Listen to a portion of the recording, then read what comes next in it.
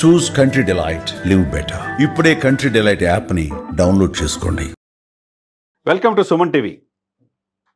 ఏ వేదికగా నెక్కిన పవన్ కళ్యాణ్ గారికి జేజేలు, ప్రజల నుంచి ఓజీ ఓజీ అని చెప్పి స్లోగన్స్.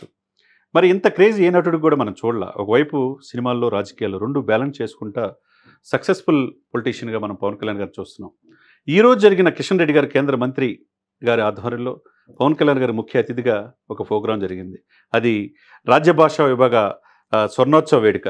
దాంట్లో ఎక్కడ చూసినా పవన్ కళ్యాణ్ గారి అభిమానులే. 1975 నుంచి 2025 వరకు ఈ స్వర్ణోత్సవ వేడుకల్లో పవన్ కళ్యాణ్ గారిని మాట్లాడిన మాటలు, ఆయన మాట్లాడబోయేటప్పుడు జనం నుంచి వచ్చిన అభివాదాలు చూస్తూ ఉంటే సాక్షాత్తు కిషన్ రెడ్డి కేంద్ర మంత్రి ఆలింగనం చేసుకున్నారు.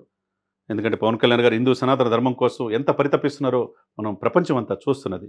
ఇదే సమయంలో ఎంతమంది సెలబ్రిటీస్ ఉన్నా పవన్ కళ్యాణ్ గారికి ఉన్న చరిష్మా, పవన్ కళ్యాణ్ గారికి ఉన్న క్రేజ్ లెవెల్ వేరు. హిందీ భాష గురించి, హిందీ భాష గొప్పతనాన్ని గురించి చెప్పాడు.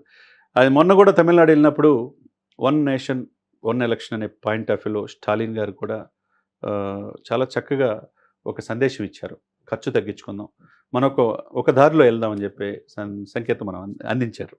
అదే సమయంలో కర్ణాటక వెళ్ళినా, కేరళ వెళ్ళినా, ఎక్కడికి వెళ్ళినా హిందూ సనాతన ధర్మం కోసం పోరాడుతున్న ఒక యోధుడి పాత్రలో యోధుడిలోగా మన పవన్ కళ్యాణ్ కనపడుతున్నారు. ఇప్పుడు హిందీ మనం రాజ్య భాషా విభాగ స్వర్ణోత్సవంలో పవన్ కళ్యాణ్ పిలవటం, హిందీ భాష గొప్పతనం, హిందీని వ్యతిరేకించడం అంటే అభివృద్ధిని వ్యతిరేకించడం అనే స్లోగన్ ఆయన నోటి నుంచి రావటం విశేషంగా జనం నుంచి అప్లాజ్ వచ్చింది. అందరూ కూడా క్లాప్స్ కొట్టారు. పవన్ కళ్యాణ్ గారు చెప్పిన దాంట్లో ఒక అర్థం ఉందనేది చెప్పారు. మనం కూడా అంటే మన హిందీ భాష మన దేశ భాష. ప్రపంచంలో మోదీ గారు ఎక్కడికి వెళ్ళినా హిందీ భాషని అంత ప్రమోట్ చేస్తారు. పక్కనున్న రాష్ట్రంలో కూడా బలవంతంగా ఎవరేమో రుద్దాల్సిన అవసరంలా, ఎవరి భాష వాళ్ళ గొప్పది. మన తెలుగు భాష ఔన్నత్యం, తెలుగు భాషని గిడుగు రామూర్తి లాంటి వాళ్ళు చేసిన సేవలు, మన పివి నరసింహారావు బహుభాష కోవిదుడు ఎవరు కాదనలేని అంశం. అదే సమయంలో హిందీ కూడా నేర్చుకోవాలి. హిందీని వ్యతిరేకించడం అంటే అభివృద్ధిని వ్యతిరేకించడం అనే మాట ఆయన నోటి నుంచి వచ్చేతలకి. ఎందుకంటే ఆయన ఇప్పటికే తమిళ భాష వచ్చు, మలయాళం వచ్చు, కన్నడం వచ్చు, తర్వాత మరాఠీ వచ్చు, తెలుగు, హిందీ వచ్చు. 7 భాషలు పవన్ కళ్యాణ్ గారికి వచ్చు. ఆయన చదువుకుంది ఇంటరే, కానీ సమాజాన్ని చదివాడు. సరే, ఆయన ఈ సభలో కిషన్ రెడ్డి గారు ప్రత్యేకంగా పవన్ కళ్యాణ్ గారిని పొగిడారు. ఇటువంటి రాజకీయ నాయకుడు నా జీవితంలో ఎప్పుడు చూడలేదు.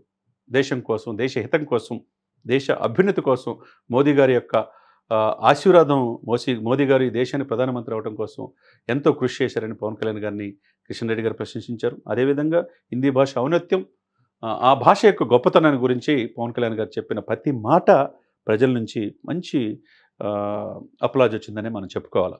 ఏదేమైనా కానీ మన భాషను మనం గౌరవించుకుందాం. పరాయ భాషలు మనం వ్యతిరేకించాల్సిన అవసరంలా. మన భాష ఔన్నత్యాన్ని మనం కాపాడుకోవాల్సిన బాధ్యత ప్రతి ఒక్కరి మీద ఉంది.